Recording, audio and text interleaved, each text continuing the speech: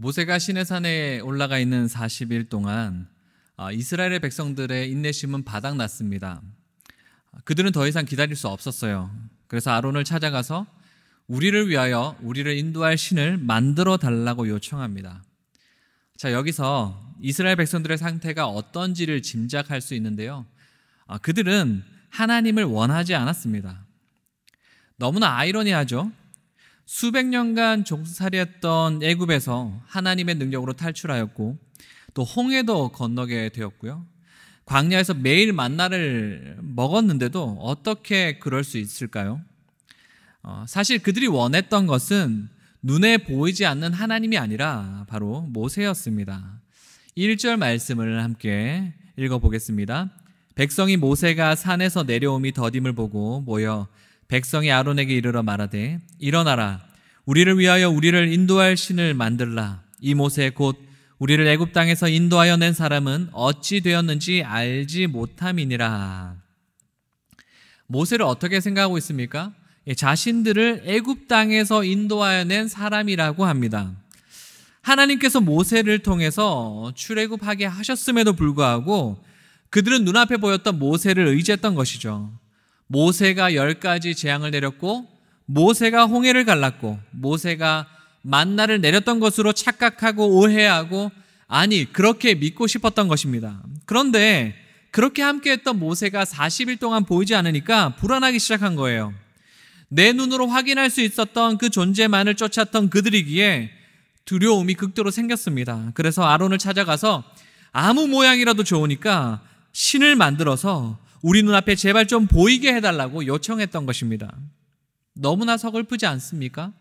어떤 것이든 상관없으니 제발 눈앞에 보이도록 만들어서 안정감을 달라는 그들의 절규는 그동안 하나님께서 베푸셨던 은혜와 사랑, 인내를 잊어버리는 너무나도 어리석은 행동이었습니다. 어쩌면 그들은 영으로 계시는 하나님이라는 존재를 받아들이지 못할 뿐만 아니라 여전히 오해하고 있고 또 자기식으로 생각했던 것입니다.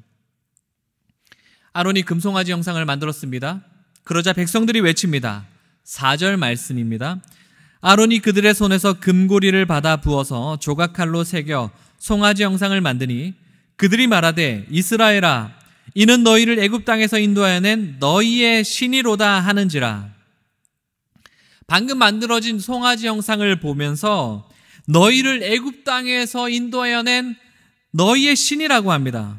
어떻게 조금 전에 만들어진 우상이 애굽에서 놀라운 기적을 일으키고 자신들을 이끌어내는 신이라고 할 수 있겠습니까?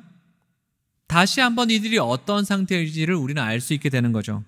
이들은 하나님과 같은 신이 필요 없었던 것입니다. 그냥 자신들이 보기에 괜찮은 이 가시적인 형태로만 있으면 되는 거예요. 그들에게 명령하는 신은 필요 없었습니다. 오히려 그들 자신이 신에게 존재감을 불어넣어서 신은 이래야 돼, 저래야 돼, 그들 마음대로 신을 조정했던 것입니다.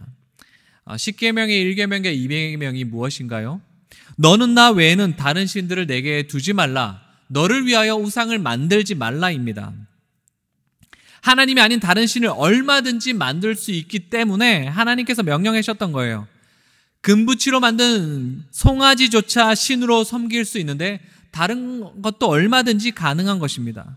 인격체가 아닌 존재까지도 의미를 부여하면서 자신들의 신으로 만들 수 있었던 거예요. 오늘날 우리에게 얼마나 많은 신들이 있습니까? 그것을 소유하게 될 때 그리고 그것이 내 눈앞에 항상 볼 수 있도록 놔둘 때에 얼마나 안정감을 느끼고 든든한가요? 그래서 하나님을 필요로 하지 않게 됩니다. 편하거든요. 복잡하지 않거든요. 신경 쓸 게 없거든요. 내가 원하는 대로 다 할 수 있거든요. 내가 하고 싶은 대로 살 수 있기 때문입니다. 그런데 하나님은 이런 인간의 악함을 아심에도 불구하고 여전히 형상으로 존재하기를 거부하십니다. 그러면 하나님은 어떻게 존재하기를 원하시나요? 바로 그분의 입술에서 나온 말씀으로 나타나기를 원하십니다. 사람들이 원하는 것은 눈앞에 짠 하고 나타나는 것이지만 하나님은 그렇게 사람들이 원하는 방식대로 나타나지 않으셨습니다. 그분이 원래부터 존재하셨던 그 모습 그대로를 유지합니다. 하나님은 자신을 버리고 송아지를 신으로 모시는 이스라엘 백성들에게 진노하셨습니다. 그리고 모세만 데리고 새로운 나라를 이루고자 하셨어요. 흥미로운 점은 모세가 그런 하나님의 노여움을 푸는 장면입니다. 모세가 진노하신 하나님께 어떤 말을 하였을까요? 13절 말씀 같이 읽겠습니다. 주의 종 아브라함과 이삭과 이스라엘을 기억하소서. 주께서 그들을 위하여 주를 가리켜 맹세하여 이르시기를 내가 너희의 자손을 하늘의 별처럼 많게 하고 내가 허락한 이 온 땅을 너희의 자손에게 주어 영원한 기업이 되게 하리라 하셨나이다. 모세가 자신의 어떤 계획을 가지고 하나님께 아뢰는 것이 아닙니다. 모세가 하나님의 진노를 풀기 위해서 어떤 제물을 바친 것도 아닙니다. 무언가 보여지는 선물을 드린 것도 아니에요. 우상 숭배에서 항상 빠지지 않는 그 가시적인 제물로 하나님의 마음을 푼 것이 아닙니다. 그것은 전혀 하나님께 매력적이지 않고 하나님께서 원하시는 것도 아니었습니다. 모세가 한 것은 무엇입니까? 하나님의 입에서 나온 말씀 그대로 하나님께 다시 아뢰는 것뿐입니다. 모세는 이렇게 얘기한 거예요. 하나님께서 아브라함의 자손들을 하늘의 별처럼 많게 하겠다고 하지 않으셨습니까? 비록 그들이 하나님을 저버리는 어리석은 죄를 범하였다 할지라도 하나님의 약속은 변해서는 안 되는 거 아닙니까? 하나님은 세상 어떤 신과도 다른 분이시기 때문에 당신의 입에서 나온 말씀이 반드시 지켜져야 합니다. 하나님께서는 모세의 이 간청을 들으시고 이스라엘 백성들을 멸하지 않으셨습니다.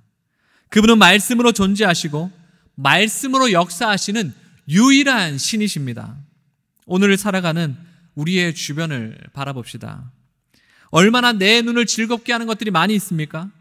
얼마나 나의 마음에 안정감을 심어주고 편안하게 해주는 것들이 많이 있습니까? 세상의 많은 사람들은 그것들이 진짜 신인 줄 착각하면서 그것을 취하고 소유하게 급급합니다. 그래서 말씀으로 천지를 창조하시고 자신의 입으로 하신 약속을 변개치 않으시는 그 하나님에 대해서는 고리타분하고 구시대적이며 자신과는 맞지 않다고 거절합니다. 이러한 시대를 살아갈수록 우리는 더욱 하나님의 입술에서 나온 말씀을 붙들어야 합니다. 그리고 말씀으로 역사하시는 그 하나님을 말씀을 통하여서 만나야 합니다. 눈에 보여지는 헛된 것에 마음을 빼앗기지 않고 오직 말씀으로 우리에게 다가오시는 그 하나님을 만나는 귀한 하루가 다 되시기를 주님의 이름으로 축복합니다. 이 시간 우리 말씀을 기억하시면서 함께 기도의 자리로 나아가도록 하겠습니다.